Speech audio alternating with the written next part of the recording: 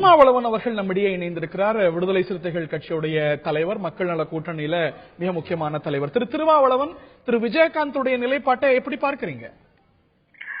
திரு விஜயகாந்த் அவர்கள் தற்போது இந்த முடிவை எடுத்திருப்பது அவருக்கு எதிராக பரப்பப்பட்ட பல்வேறு அவதூறுகளை அல்லது வதந்திகளை அவர் தவிடுபடியாக்கியிருக்கிறார்.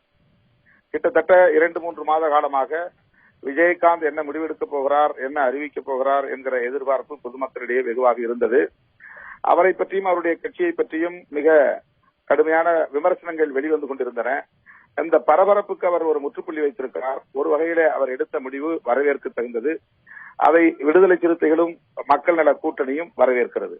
மக்கள் நல கூட்டணியில திரு விஜயகாந்த் இணையணும் அப்படிங்கிறது உங்களுடைய கோரிக்கை. நேரடியாக அவரையே பார்த்து வலியுறுத்திருக்கிறீங்க. ஆனால் அவர் இன்று பேசும்பொழுது கிங்கா இருப்பேன், நாங்கள் ஒரு அணி அமைப்போம் அப்படிங்கறதா அவருடைய பேச்சுடைய சாராம்சம். ஆக உங்க கூட்டணியில அவர் சேருவாரா, இல்ல அவர் ஒரு ஃப்ரெஷ்ஷா ஒரு அணி அமைப்பை செய்து அதுல மற்றவங்க இணையணும்னு எதிர்பார்க்கிறாங்க, அதைத்தான் அவர் எதிர்பார்க்கிறார் அப்படிங்கிறது ஒரு புரிதலா இருக்கு. மக்கள் நல கூட்டணியில அவர் இணைவார் இன்னும் நம்புறீங்களா? உங்களுடைய யூகம் ஒரு வகையிலே சரியானது என்றுதான் நான் கருதுகிறேன். அதாவது எந்த கூட்டணியிலும் நான் போய் இணைய மாட்டேன், நான் ஒரு அணியை கட்டுவேன், அந்த அணியில் யாரும் வந்து இணையலாம் என்று கூட அவர் யூகம் செய்து அவர் திட்டமிட்டிருக்கலாம். ஏனென்றால் அவர் தான் முதல்வர் வேட்பாளராக இந்த களத்தில் இருக்க வேண்டும், திமுக அதிமுகவுக்கு மாற்றாக தான் ஆட்சியை கைப்பற்ற வேண்டும் என்பதிலே குறியாக இருக்கிறார். அந்த வகையிலே பார்க்கிற போது அவருடைய தலைமையில் ஒரு தனி அணியை கட்டி தன்னோடு வந்து இணைகிறவர்கள் இணையலாம், இந்த கூட்டணியில் சேருகிறவர்கள் சேரலாம் என்று அவர் அழைப்பு விடுப்பதாகத்தான் நானும் புரிந்து கொள்கிறேன். திமுக, அதிமுக, பாமக இவர்கள் மூவரையும் தவிர மற்றவர்களை பற்றி அவர் விமர்சிக்கல. மற்றவர்கள் இணையலாம் அப்படிங்கிறது அதனது புரிதல். ஒரு புது அணி கட்டமைக்கணும் அப்படின்னா மற்ற சில அணிகள் உடைய வேண்டி வரும். நீங்க திரு விஜயகாந்துடைய தலைமையிலான அணியில இடம்பெறுவது பற்றி பரிசீலிப்பீங்களா? நீங்க தனிப்பட்ட முறையில் விடுதலை சிறுத்தைகளை கேட்கிறீர்களா அல்லது மக்கள் நல கூட்டணி? விடுதலை சிறுத்தைகள் கட்சியை கேட்கிறேன், திரு திருமாவளவனை கேட்கிறேன். இல்லை, நாங்கள் நால்வரும் ஒன்று சேர்ந்து மிகவும் கலந்து ஆய்வு செய்து தொலைநோக்கு பார்வையோடு மக்கள் நல கூட்டணியை கட்டி எழுப்பியிருக்கிறோம். இந்த அணியை ஒருபோதும் சிதைவதற்கு விடுதலை சிறுத்தைகள் அனுமதிக்காது. மக்கள் நல கூட்டணி தொடர்ந்து இயங்கும், தொடர்ந்து பயணப்படும். ஆனால் நண்பர் விஜயகாந்த் அவர்கள் எத்தகைய உத்தியை கையாளப் போகிறார், யார் யாரை தன்னுடைய அணியில இணைத்துக் கொள்ளப் போகிறார், அவருடைய அணியில் எந்தெந்த கட்சிகள் இடம்பெறப் போகின்றன என்பது குறித்து இனிமேல் தான் தெரிய வரும். விடுதலை சிறுத்தைகளை பொறுத்தவரையில் மக்கள் நல கூட்டணியில் தொடர்ந்து பயணப்படும், அதில் எந்த விதமான சந்தேகத்திற்கும் இடமில்லை.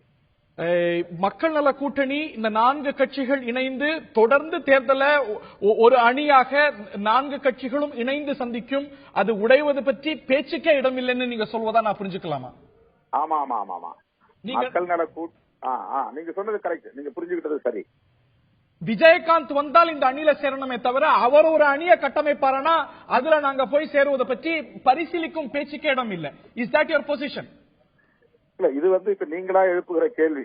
இன்னும் நண்பர் விஜயகாந்த் அவர்கள் இப்படி ஒரு ஆப்ஷன் யாருக்கும் தரல.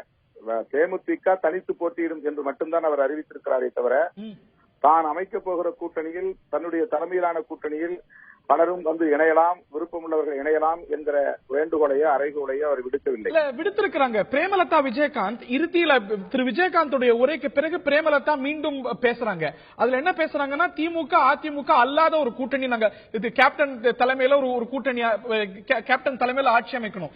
இந்த நிலைப்பாட்டை ஏற்கக்கூடியவர்கள் எங்களோடு வந்து பேசலாம். திரு விஜயகாந்த் அவர்களுடைய தலைமையை ஏற்பவர்கள் கூட்டணி பேச்சுவார்த்தையை எங்களோடு நடத்தலாம் அப்படின்னு தெளிவா பிரேமலதா அவர்கள் சொல்றாங்க.